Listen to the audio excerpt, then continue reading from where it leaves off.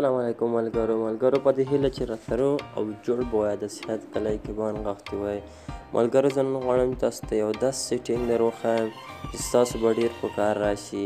هغه سیټینګ دا دی چې تاسو څنګه تاسو په موبایل باندې خرابې ویډیوګانې راځي یا خراب څه راځي تاسو څنګه کولی شئ د هغه ویډیوګانو مخه ونیسئ هغه بند کړئ. نو ملګرو زه تاسو ته یو داسې سیټینګ درښایم چې ستاسو به ډېر خوښ شي. یا مو چاته وړوکي ورور ته موبایل اخیستی یا بل چا ملګري ته موبایل اخیستی تاسو دا سیټینګ ضروري ورته پکې وکړئ چې تر څو د غلطو ویډیوګانو د راتللو څخه مخه ونیسي. نو ملګرو دغه سیټینګ دی دا به زه تاسو ته در وښایم. راځئ چې ویډیو شروع کړو. تر ویډیو شروع کېدو مخته مو که زموږ چینل سبسکرایب کړی نه وي سبسکرایب کړئ او ورسره په خوا کې د بیل آیکن پریس کړئ چې تر څو زموږ هره نوې ویډیو تاسو ته په وخت سره در ورسیږي. راځئ ملګرو چې ویډیو شروع کړو.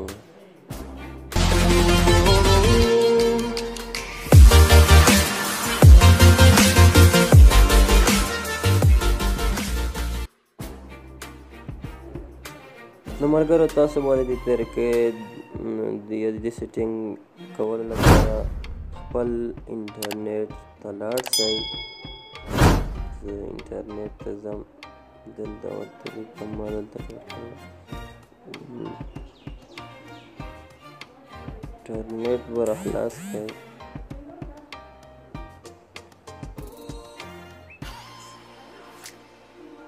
لږ صبر ورته کوم ملګرو تر څو انټرنیټ مې خلاص شي.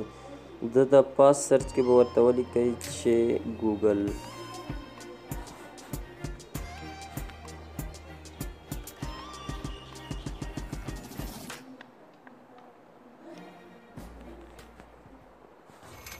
ګوګل به سرچ کړئ.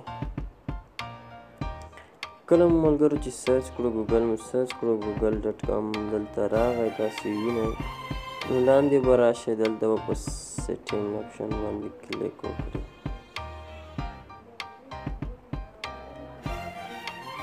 نو ملګرو تاسو د پاس آپشن یو آن دا به ووایي ګوګل باندې په کلیک وکړئ. دا هغه دی ملګرو ګوګل صفحه راخلاصه شوله. دلته په دې سیټینګ آپشن یې به تاسو کلیک وکړئ ملګرو. زه یې داسې نشاني کړم.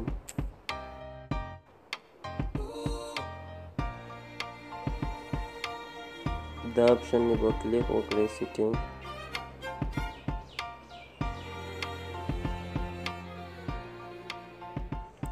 نو ملګرو تاسو ته دا صفحه انټرفیس راخلاصېږي. تاسو به دا اول یو چې دی دا یو به دوهم ته کوئ. دا زه دوهم ته کوم. دا پاس یو چې دی دا یو د سر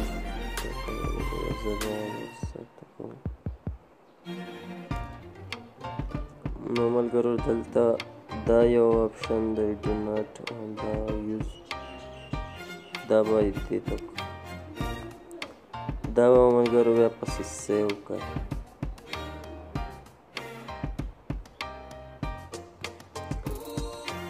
بیا ملګرو ولیکل چې سیو شولو.